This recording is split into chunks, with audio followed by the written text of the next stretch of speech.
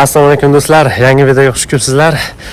Bugun havo juda ham yaxshi bo'lganligiga ko'chada bir video olishga qaror qilgan edim. Xo'p, hozirgina ikkita farzandimni bog'chasiga joylashtirdim va o'sha yaqin atrofdagi kafega ishlashga ketyapman. Do'stlar, ko'pchiliklar bilmasligingiz mumkin, aytmaganman, Koreyada nima ish qilaman. O'sha dasturchilik faoliyati, aslida soham dasturchilik emas, balki o'sha marketing sohasi edi, lekin sohamni dasturchilikka o'zgartirganman. 1 yildan oshib qolgan, 1,5 yilcha bo'ldi. Hozirgi kunda mana shu dasturchilik faoliyati bilan shug'ullanyapman. Koreyada o'zi dasturchi bo'lib ishlash chet elliklar uchun qanaqa deb savol beriladigan bo'lsa, chet ellik uchun demak dasturchi bo'lib ishlash biroz qiyin bo'lishi mumkin, chunki koreys tilini bilish odatda talab qilinadi. Koreys tilini bilmasdan ham ingliz tili bilan ham ishlasangiz bo'ladi-yu, lekin IT kabi sohalarda kommunikatsiya juda ham muhim rol o'ynaydi. Shuning uchun agarda Koreyada dasturchi bo'lib ishlamoqchi bo'lsangiz, ko'proq koreys tiliga urg'u berish kerak. Lekin agarda kattaroq kompaniyalarda ishlab senior dasturchi bo'lish maqsadingiz bo'lsa, albatta ingliz tiliga ham fokus qilgan ma'qulroq hisoblanadi. Do'stlar, mana Koreya ko'chalari. Koreyada mana shunaqa ko'p joylarda 24 soat ishlaydigan, sotuvchisi yo'q muzqaymoq do'konlari bor. Hozir ichiga bir kirib ko'ramiz. Xo'p, bu yerda mana nimalar bor ekan? Marojniylar mana sotuvchisi yo'qligini ko'rishingiz mumkin. O'zingizlar mana kartani tiqib bemalol sotsangiz bo'ladi. Har xil turdagi marojniylar bor.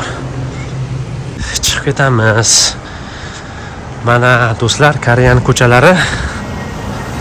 Xo'p, mana bu uylarda eskiroq uylar, oldingi vaqtlarda qurilgan, chutek deb nomlanadi. Mana bu uylar esa villa deb nomlanadi. Mana mashinalari ham juda ham ajoyib koreyslarda. Do'stlar, mana bu esa koreyslar cherkov hisoblanadi. Bunaqa cherkovlar Koreyada har qadamda mavjud, chunki asosiy dini bularda demak o'sha xristianlik dini hisoblanadi, lekin koreyslarda 50% dinga, birorta dinga ega emas. Xo'p, ko'chalar juda ham ajoyib. Koreyaning ko'chalari, hamma joyda do'konlarga ko'zingiz tushishi mumkin. Do'stlar, sizlarga yana bir joyni ko'rsataman. Juda ham qiziq joy. Hozir ko'ramiz. Mana do'stlar, mana bu ko'cha koreyslar bozorchasi. Mana shu kichkina bozor, mana yo'l ikki tomonda, mana bu yerda mana hamma narsa sotishyapti. Avtobuslar qatnashyapti bu yoqda. Mana bu yerda mana har xil narsalar sotishyapti. Mana bu yerda telefon do'koni bor ekan. Mana maka jo'xori shunaqa narsalar sotishmoqda. Kichkina bozorcha, faqat mana shu ko'chadan iborat. Mana shunaqa ko'rinishda do'stlar. Bozorcha, kichkina bozorcha va bu yerda mana sartaroshxonani ham ko'rishingiz mumkin. Juda ham qiziq. Xo'p. Do'stlar, mashinalarni taxlanib turganini ko'rishingiz mumkin. Hammasi sinkavorga turibdi. Va mana bunaqa otobaylar, mototsikllar ham juda ham ko'p. Ovqat tashishadi, zakaz olishib. Mana kafe shoplardan biri, eng ko'p tarqalgan. Xo'p, men boradigan coffee shop, men odatda ishlaydigan coffee shop hozir yo'li bu tomonda Ideya coffee shop deyiladi. Ideya coffee shop ham Koreyada juda ham mashhur va ko'p joylarda mavjud.